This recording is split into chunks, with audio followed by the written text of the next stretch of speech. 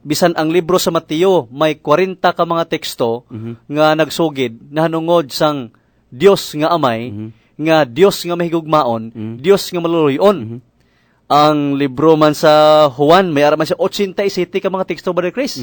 So aton makita nga ang presentasyon iya halin sa bag-o nga testamento gin-quote ini iya halin sa daan nga testamento. Now, paano naton makita, paano naton mahibaluan nga ang Dios sa bag-o nga katipan pareho iya sa Dios sa daan nga katipan? Now, nakabalo kita nga ang Dios nga ginalagad ta, Brother Chris, kag mga kaabyanan kag mga kauturan, gitawag ini sa English nga an omnipotent God, omniscient God. Sila nga gamhanan nga Dios kag nahibaluan niya ang tanan. And in fact, He is a God of order. And He is a creative God. In fact, He created the world. So, makita na to ng initiative sa Ginoo on how to deal with people. Now, aton lang taon, ini ang akon nga idili sa inyo, this is very practical. Now, kung aton lang taon ang sitwasyon sa Old Testament time, in the ancient time, ano nga paagi ang pagkilala nila sa katao nga may authority o kung gahom? Now, paagi sa kaisog. Kung isog ka sa una, Brother Chris, kagdamo ka sa ginapang patay nga mga tao, kilalahon ka nga hari dayon. Kung may isog pagid sa imo, mas mabulo siya sa imo. So, ang trend in the ancient time is all about war and braveness. So, ginkilala ikaw. So, that particular time sa Old Testament, ginsunod ni sa Dios ang pamaagi sa kalibutan on how to look on the authority. So, makita nimo nga pagsiling sang una nga makasala ka, automatically ang punishment. Pero, when it comes to the New Testament, we can really prove the God of order. Subo nga panahon, makita nimo may mga bag-o nga diling sumos panimalay sang una ya, siling ka kung amay ka kailangan strong kagid. Hindi. Pagkasala, kuno ni kay maanad na mong. Pero subong ano siling sa atong mga konselor, makasala imo bata, laygayan. Ipabalo mo siya nga palangga mo siya, dalon mo sa kwarto nga tago, sugiran mo siya, kag ipabatsyag mo nga palangga mo siya. So, ang pamangkot sang amay mo, lain na bala? Amo gyapon. Pero there is a change of the view. Oh, because ang ginalantaw niya for the good sa iya kabataan mong.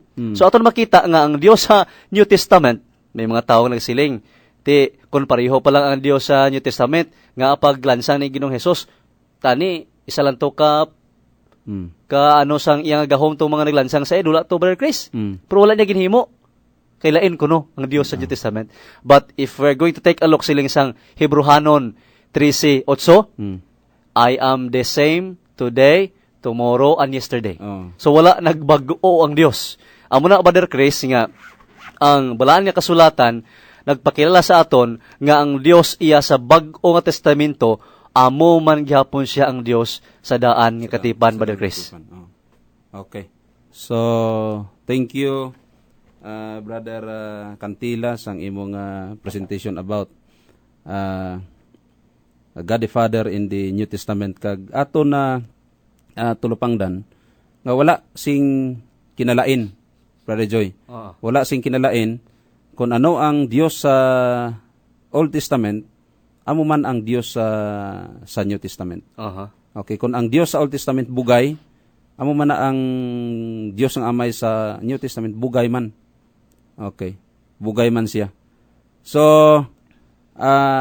sa madason nga mga Domingo, basi may ara ka paidugang Brother Cantila. Okay, sige.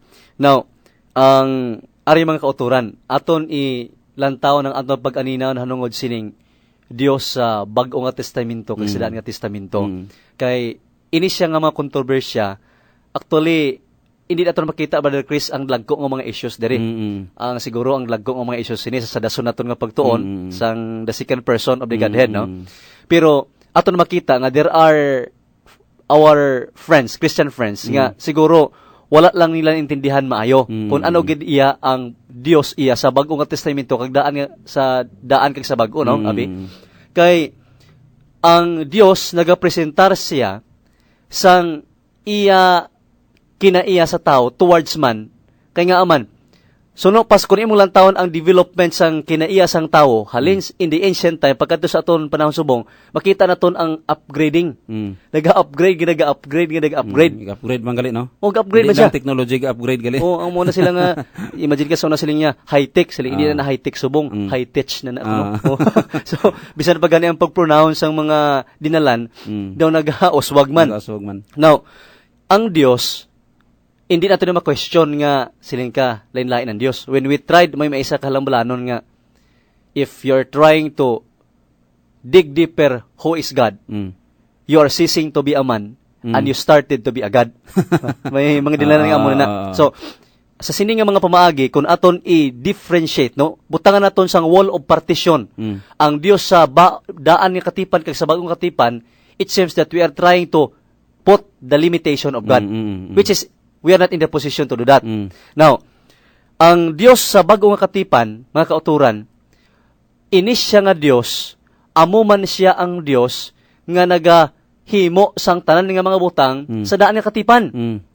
Kung imo lang taon ang maragta sa istorya bisan pa sa pagkabuhi ni Ginoong Hesus, pagsiling niya sang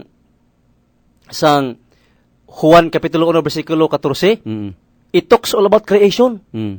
Nga paagi kay Ginoong Hesus natuga ang tanan nga mga butang. Sa Juan 1:1, it talks all about the beginning. So mga kabiyan nga magkuturan, sino ang in the beginning? Kung basahon nimo ang Genesis 1:1, before everything else there was God. Sila niya, in the beginning God. So before niya ginag-abot ang mga butang diri sa kalibutan, there is the existence of God. Where we do not know, kundi na siya halin iya, kay Ginoo saya. So, gin-reiterate ina Brother Chris, dira sa sinulat ni Apostol Juan, sa pag-introduce niya kay Ginoong Hesus. And he talk all about the past, which is the beginning. So, meaning to say, nga ang bag-o nga katipan, siya gid iya ang nagpalig-on. Sa daan nga katipan. No, makita naton ini siya, matawag naton ini siya nga daw back to back nga picture. Back to back nga picture. Paglantaw nimo sa ini nga picture, pagbalikit butang nimo sa likod, the same picture. Pero hindi siya pareho nga face, front kag back. Ha? Front kag back sining ka nga. Ay, grabing naong ko mo. Di na imong ang imuguya sa nga party sa atubang. Pagtalikod mo, ako na magyapon nga guya. Pero different face. Front and back, but the same person. The same person. Okay. So, mga kauturan, short kita sang time naton, may kisa nag-aabot sa aton panghuna-huna kung diin halin ang Ginoo. Brother Joy, may mga question sina mo nga diin halin ang Ginoo. May isa katigulang nga na istorya nakon kay tinagabot man na sa kunhuna-huna sa sang daw mga high school ko. Siling ko ginpamangkot ko siya kun diin halin ang Ginoo. Amo na blaw diin halin ang Ginoo. Ang sabat niya sa akon ginhimuan niya ko ilustrasyon. So na pa sa iya. Kung gusto ka ang inang imo pamangkot kaangay na kuno sang isa ka tawo nga nakakita sang tulo sang tubig sa bato. Sa bato. Dayon gusto mo pangitaon kung diin gid ang source sang sina nga tubig, imo nga ginkutkot ang bato kuan mo gid ginakutkot mo maayo. So no pa sang sige mo kutkot sang sang tubig nga nagatulo sa bato, hasta nga nalubog ang tubig.